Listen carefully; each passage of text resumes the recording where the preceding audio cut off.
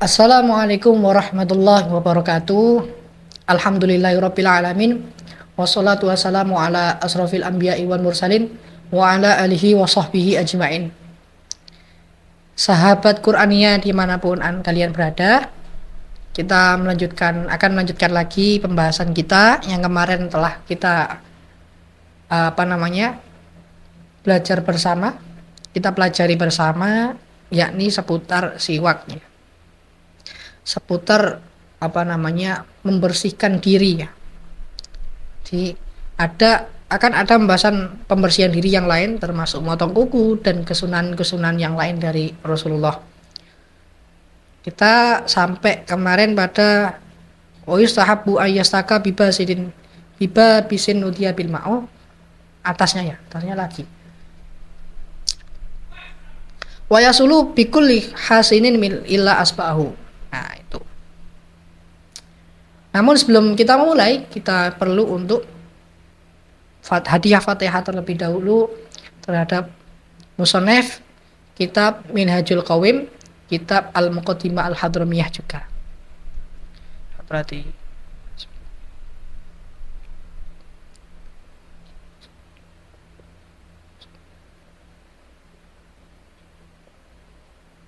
Al-Fatihah.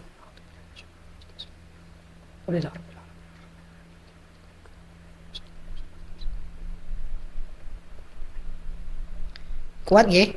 Semuanya puasanya kuat ya. Masih diberikan kekuatan oleh Allah. Alhamdulillah. Oke, untuk kita lebih semangat lagi, kita sambil belajar lagi. Kita penuhi dengan waktu-waktu kita, auqat kita dengan zikir, dengan belajar, dengan apapun itu yang niatnya untuk ubudiyah kepada Allah dan husul ridho Allah Subhanahu wa taala. Baik, bisa kita mulai pembahasan kita kali ini, pembelajaran kita kali ini. Kemarin sampai wa yakhsulu bikulli hasinin illa asba'ahu. Bismillahirrahmanirrahim.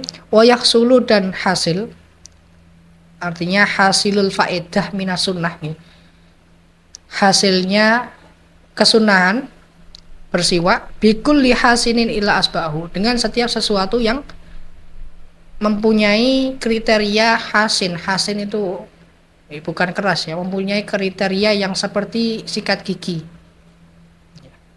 Kita bayangkan, atau permukaan yang kasar ya. Hasin itu setiap permukaan yang kasar, atau ya seperti sikat gigi atau seperti apapun itu yang sifatnya adalah hasin, sifatnya adalah kasar. Jadi walaupun tidak menggunakan kayu, sebetulnya ini bisa, tergantung niat kita. Kita niatkan sebagai siwak, nawaitu ayastaka, atau bisa diniatkan bahasa Jawa saja biasanya. Diniatkan bahasa Jawa atau diniatkan di hati kita, saya berniat untuk bersiwak. Lebih mudahnya saja seperti itu. Nawaitu aistiyak, atau mungkin diniatkan bahasa saja, bahasa kita sehari-hari saja. Yang penting diniatkan, yang penting diniatkan. Wa yasulu bikulli hasini ila asba'ahu. Jadi hasilnya faedah bersiwak itu dengan sesuatu yang sifatnya adalah kasar. Illa asba'ahu, kecuali menggunakan tangan. Bahkan ketika tangannya teman kita itu kasar ya, nggak bisa. Kecuali ketika kita sudah meminta ridhonya. Jadi ada, bahkan ibarat yang mengatakan seperti itu ada. Jadi ketika tangan kita kasar itu nggak bisa, tapi ketika tangan selain kita, teman kita yang kasar, itu bisa digunakan sebagai siwak, tapi ya harus ridhonya dulu itu. Itu ada kaul yang seperti itu.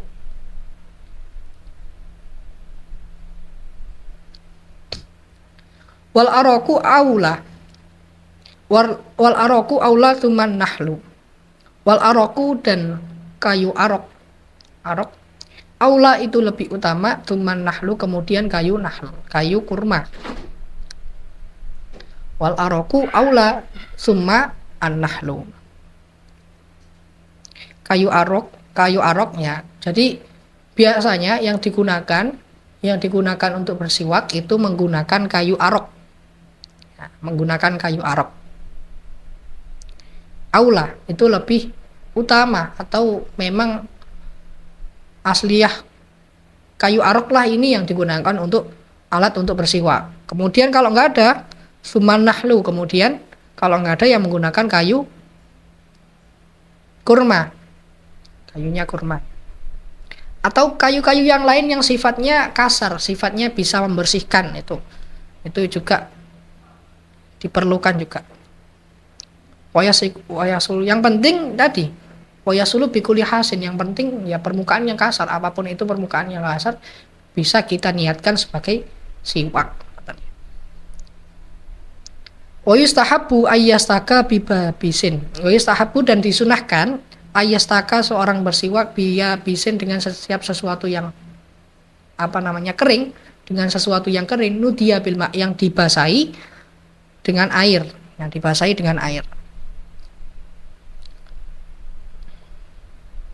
Kenapa lebih disunahkan membasahi siwak dengan air? Karena dalam air itu kan kita tahu terdapat daya pembersih ya. Memang sifat alamiah air itu sebagai pembersih. Nah, makanya dianjurkan ketika kita bersiwak itu dibasahi dengan air dulu.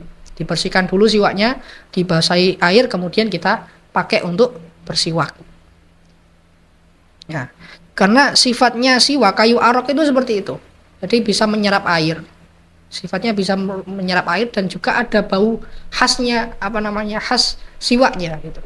Jadi yang lebih utama ya tadi pakai kayu arok.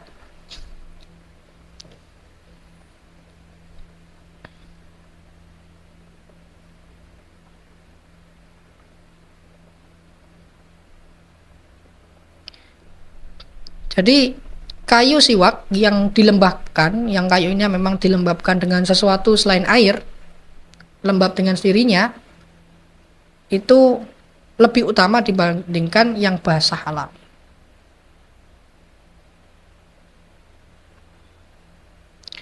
Lebih utama dibandingkan yang basah secara alaminya.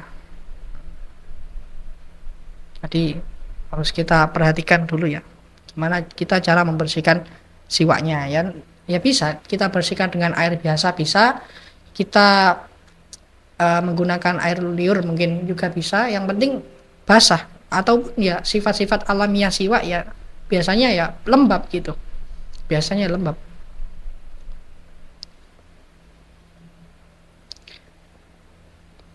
Yustahabbu ayyastaka bibabisin yudiya bilma wa yastaka ardon illa fil lisan wa yastaka ardon, dan hendaknya ini termasuk mataf sebelumnya, wa yastaka dan hendaknya bersiwak secara ardon, secara melintang. Gimana cara melintang ini? Pada bagian permukaan gigi bagian luar dan dalam ya, melintang pada permukaan gigi bagian luar dan dalam, seperti itu. Itu cara untuk bersiwak. Karena ini berdasarkan dengan hadis Rasulullah, jika kalian bersiwak maka bersiwaklah secara melintang. Memang Rasulullah pun menganjurkan seperti itu. Makruh melakukannya ketika kita melakukannya secara memanjang. Secara memanjang itu dimakruhkan karena dapat melukai gusi. Jika nanti secara alami memang gusi kita memang seperti itu, ya tidak apa-apa. Kan kadang orang itu ada yang sikat gigi saja itu gusinya langsung berdarah, ada yang seperti itu. Padahal tidak terlalu keras, atau idealnya seperti itu. Namun ada masalah dari giginya yang bisa mengeluarkan darah, atau ada masalah penyakit apa. Nah, itu tidak dimakruhkan. Tapi ketika kita niat atau memang kita keraskan gitu, ya itu makruh.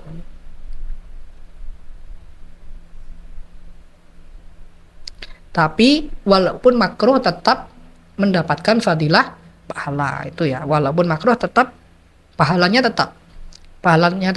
Pahala faedah bersiwak itu tetap. Karena gusi itu faktor eksternal yang tidak kita yang tidak bisa kita prediksi ya. Sifat eksternal yang tidak bisa kita prediksi. Kemudian ada itu. Ya, maka ya tetap hasulul faedah, husulul husulul nadbun, husulul kesunahan ini tetap ada.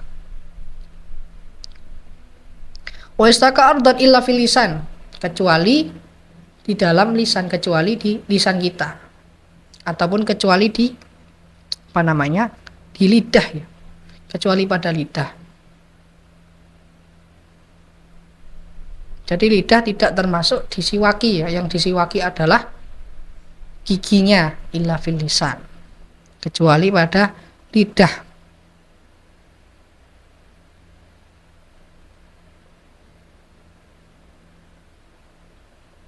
Nah, kemudian kita akan membahas tentang tata cara bersiwak. Yang benar itu seperti apa? Tata cara yang siwak yang pertama menggunakan tangan kanan, kemudian witron, biasanya kan Nabi kan witron, menggunakan jari jempol, kemudian jari penunjuk, dan juga jari kelingking, atau dengan jari yang lain, yang penting witron gitu ya. Dengan tangan kanan ketika tangan kanannya bersih, ya gak apa-apa pakai tangan kiri ketika, ya pokoknya gitu. Ketika menggunakannya disunahkan menggunakan kanan jika tidak terkena kotoran. Kemudian cara memulai bersiwak itu dimulai dari sisi kanan, kemudian tengah, kemudian yang kiri. Karena saya nggak punya siwak ya, nanti beli nanti. Saya ya tadi, kalau kesunahan bersiwak kan tidak hanya berlaku pada kayu arok, tapi juga dengan setiap sesuatu yang hasin tadi, yang keras, sifatnya keras, ya pakai pakaian ya bisa. Kita pokoknya ya niatkan untuk bersiwak itu ya bisa. Misalkan tidak sholat ya pakai pakaian ya bisa masuk sholat, seperti itu. Biasanya saya seperti itu. Kalau lebih afdolnya lagi ya pakai kayu arok, memang seperti itu.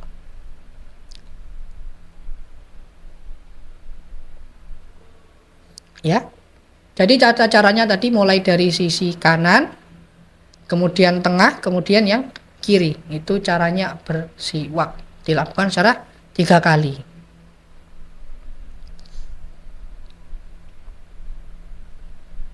Kemudian ketika siwak kita ini baru, sifatnya baru, disunahkan menelan ludah pertama saat menggunakan siwak yang baru. Ini memang ada fadilahnya. Jadi ketika siwak kita baru, disunahkan menelan ludah yang pertama, karena si kandungan siwak itu mempunyai kandungan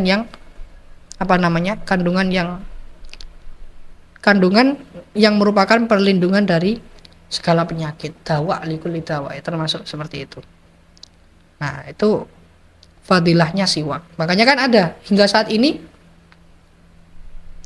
kayu siwak itu digunakan untuk pasta gigi, kan ada campuran pasta gigi dicampur dengan kayu siwak, kayu arok, kan ada. Nah, itu saking manfaatnya banyaknya kayu siwak, sampai seperti itu. Sampai kayunya pun bisa dijadikan pasta gigi, digunakan untuk bersiwak, digunakan untuk menyikat gigi. Memang kandungannya memang bisa membersihkan ya, kandungannya memang bisa membersihkan.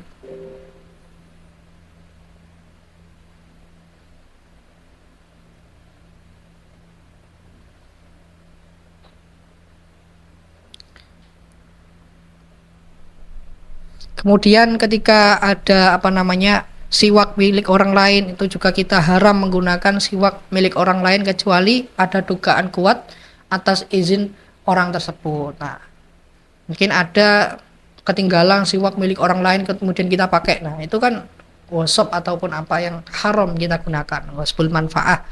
Nah, haram kita gunakan. Atau mungkin haram menggunakan siwak ketika siwaknya berbahaya ataupun siwaknya mengandung sesuatu yang beracun, yang dapat melukai diri kita, yang ketika kita bersiwak itu malah nggak bersih, malah tambah kotor. Nah, itu juga tidak diperbolehkan. Nah, sebenarnya kalau saya terangkan semuanya, manfaat siwak ini banyak sekali. Seperti dalam kitab Tanwirul Qulub ataupun kitab-kitab yang lain, ini disebutkan fadilahnya siwak banyak sekali. Sebanyak 70 faedah, 70 manfaat, 70 faedah ketika kita memakai siwak. Berarti yang kita tahu saja bisa membersihkan, kemudian roihah yang ada di gigi kita ini tidak ada, bau-bau mulut yang tidak ada, kemudian juga disukai oleh malaikat karena malaikat itu sukanya yang bersih-bersih, sukanya yang bau yang enak, itu kan termasuk kan fadilahnya siwak. Tapi yang lebih utama adalah mendapatkan ridha Allah Ta'ala.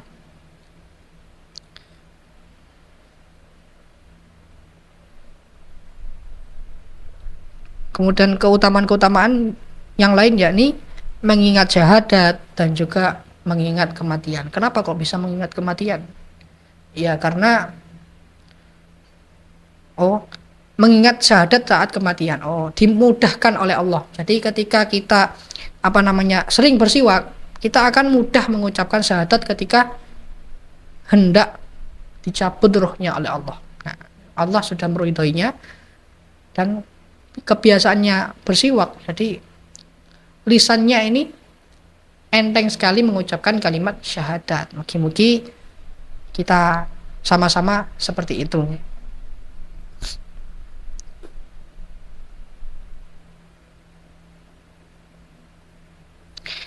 Kemudian setelah kita membahas siwak, manfaat bersiwak, tata cara siwak, kita lanjutkan selanjutnya yakni wa ayyadah hina riban, yakni disunahkan wa ayyadhana dan disunahkan menggunakan minyak rambut minal auqat secara berkala, wa yaktahila witran salasatan dan juga bercelak, disunahkan juga bercelak dengan celaknya ini celak ismit, ya, celak Arab, celak ismit sebanyak witran itu bilangan ganjil, salasatan yang artinya salasatan yang kanan dulu fil yamin, salasatan fil yamin, wa salasatan fil yang kiri, yang kanan 3 kali, yang kiri 3 kali. Ya, itu untuk memperoleh kesunahan bercelak. Yang kanan 3 kali, yang kiri 3 kali.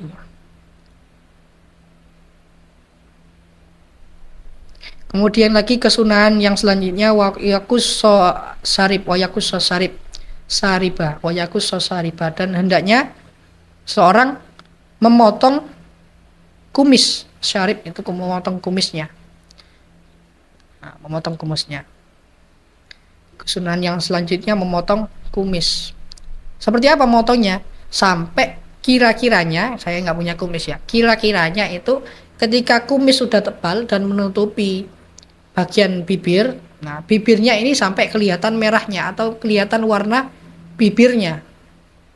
Nah, tata caranya seperti itu. Yang penting bibirnya ini tidak tertutupi oleh kumis. Kadang kan ya sampai menutupi kumisnya, menutupi bibirnya, saking tebalnya kumis. Nah, ya tata caranya ya sampai warna di bibir kita ini terlihat jelas. Nah, gambarnya seperti itu.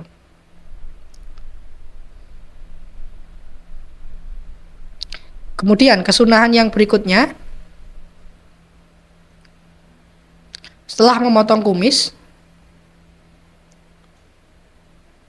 wayakus sosarib wayukalimud dufro, dan juga memotong kuku.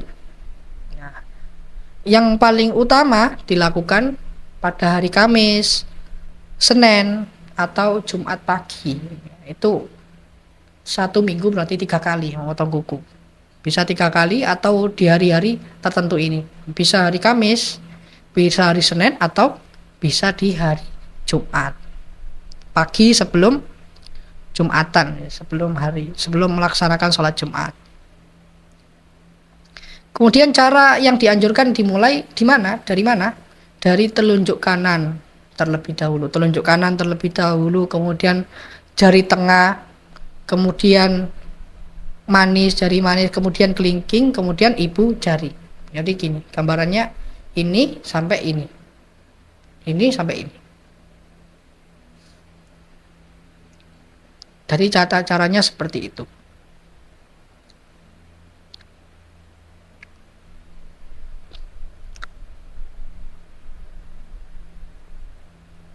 Kelingking kiri yang Kemudian kesunahan yang selanjutnya, disunahkan juga wayakusasarib wayukalimul dufur wayantifal ibto.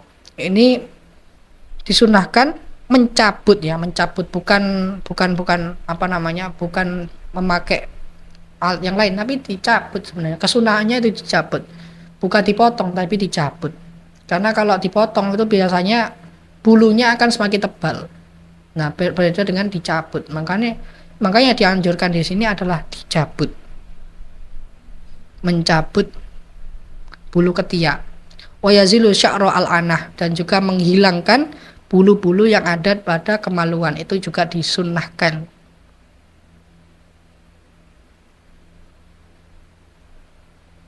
Nah,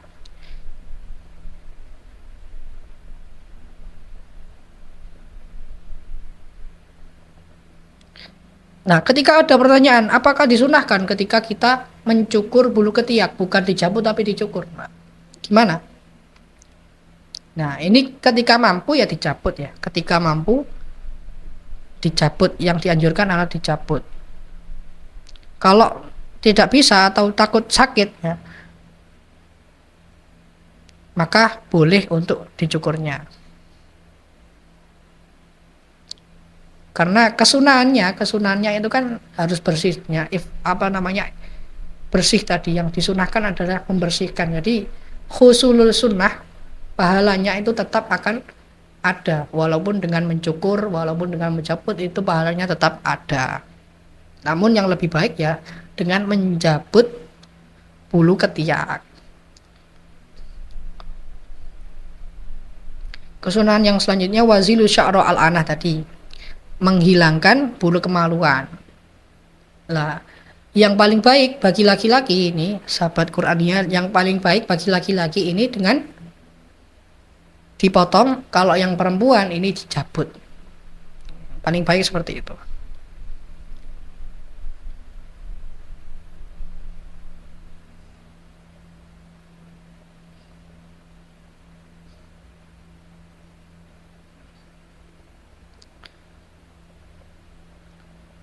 Wa yazilu sya'ra al-ana wa yusarri'ul al-lihyah wa yusarrihul lihyah. Kemudian juga disunahkan menyisir jenggot, wa yusarrihu al-lihyah. Seseorang menyisir jenggot. Kemudian juga wayah diba syaiba bi khumratin au sufratin, disunahkan pula mewarnai uban dengan warna merah, bi khumratin dengan warna merah atau warna kuning, au sufrah uban. Jadi uban yang menjadi putih, uban ya putih ya biasanya. Jadi dulu itu memang Rasulullah menganjurkan ketika perang, yang terjadi perang, agar mentalnya tidak jatuh, maka Rasulullah memerintahkan untuk uban-uban yang tua-tua itu, laki-laki yang sudah tua yang hendak berperang itu warnanya rambutnya diwarnai. Agar apa? Agar terlihat muda, agar terlihat gagah walaupun dia sudah tua, seperti itu. Apakah saat ini masih disunahkan? Nah, dilihat apakah itu istibah ataupun ada keserupaan dengan orang kafir atau tidak. Ketika ada keserupaan yang berbeda dengan pemakaian orang Islam ya itu tidak disunahkan lagi, bahkan bisa menjadi menjadi haram ya. Karena ada unsur istibah, ada unsur keserupaan dengan orang kafir.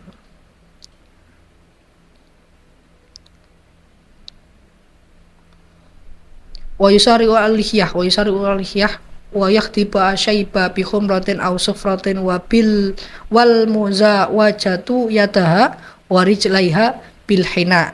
Dan juga memuzawajah itu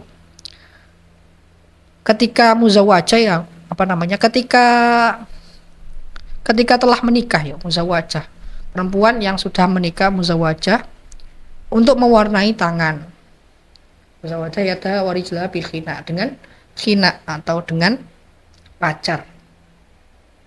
Ini bagi perempuan yang sudah menikah, yang telah menikah. Bagi wanita yang telah menikah disunahkan mewarnai tangan dan juga mewarnai kakinya dengan pacar atau dengan khina, ya bahasa Arabnya dengan khina. Nah, ini tetap harus ada izinnya jika suaminya mengizinkan atau jika suaminya menyukai hal tersebut. Ketika tidak menyukai atau melarang, ya maka jatuhnya adalah haram kita menghiasi. Haram bagi perempuan untuk menghiasi dengan celak, dengan khina. Jadi kesunahan-kesunahan yang tadi itu dimakruhkan dari kanan dulu ya. Nabi sudah mencontohkan dan Nabi suka terhadap tangan kaki dimulai dari sisi kanan terlebih dahulu. Itu dari kesunahan-kesunahan yang tadi cara-cara mungkin mencukur dengan tangan kanan, bersiwak dengan tangan kanan. Yang penting kanan semua menggunakannya. Nabi juga seperti itu. Menggunakannya dengan tangan kanan semuanya. Wa yakrahu al-qaza, dimakruhkan mencukur sebagian kepala. Qaza itu mencukur sebagian kepala. Jadi misalkan yang tengah ini ada, yang samping qaza. Qaza itu membiarkan sebagian yang lain. Jadi ada rambutnya masih ada. Nah, itu namanya qaza. Qaza itu tidak diperbolehkan. Baik pada satu bagian atau secara terpisah. Ya, mungkin gambarannya seperti anak pang itu kan.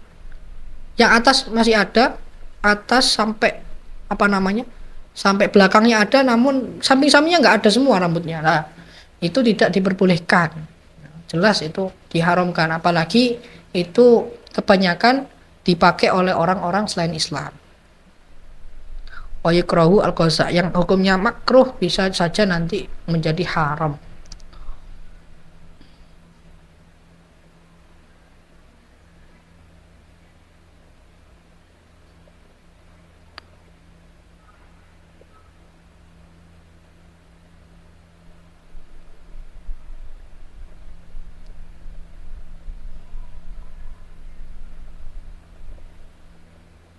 Kemudian juga wanat fusyaibi. Makruh juga, ini halal yang dimakruhkan, tadi halal yang disunahkan. Kalau ini kita akan membahas tentang hal-hal yang dimakruhkan. Yang pertama tadi wayukrahu al-qaza, potongan qaza, laki-laki potongan qaza ataupun ya laki-laki potongan qaza itu dimakruhkan. Kemudian wanat fusyaib, mencabut jenggot, itu juga dimakruhkan.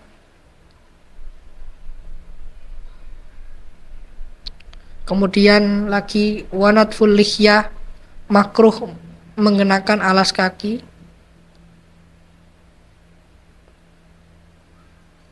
Wanatful lihyah wal masyu fin na'li wahid. Ini masih syaibi uban, wanatful syaibi uban. Kalau wanatful lihyah ini mencabut jenggot, kalau wanatful syaibi itu mencabut uban. Wal masyu fin na'li wahidin, ini mungkin sudah dibahas di kitab akhlak ini. Wal masyu, dan berjalan fi na'li wahidin, di na'lin itu sandal yang satu, enggak boleh kan. Sudah dibahas ini sebenarnya di kitab akhlak, tapi di sini dibahas. Wal inti'alu qaiman, ini sesuatu kemakruhan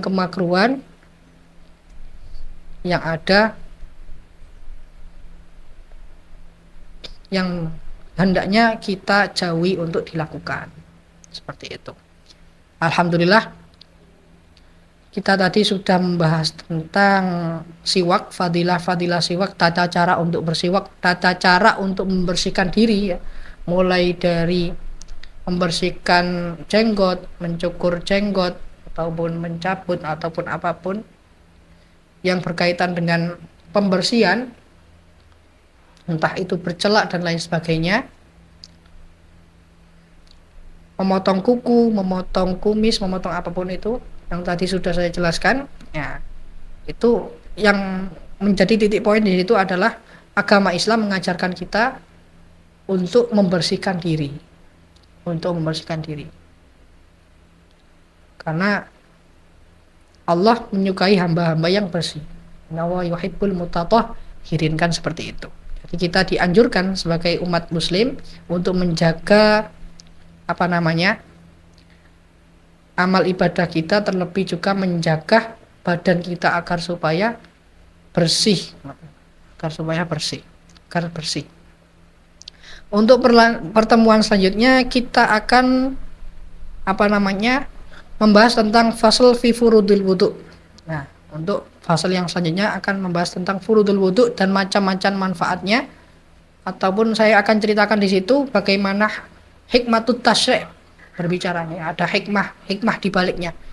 Ada hikmah ketika Allah memerintahkan tentang wudu. Jadi ada hikmahnya tersendiri yang tersembunyi dari Allah. Itu untuk pertemuan selanjutnya. Untuk itu saya tutup untuk pertemuan yang kali ini. Alhamdulillah. Dan saya mohon maaf atas kata-kata saya yang kurang berkenan. Mungkin ada salah kata, salah murad, salah apapun itu yang murni dari kesalahan saya mohon maaf. Wal afu minkum. Assalamualaikum warahmatullahi wabarakatuh.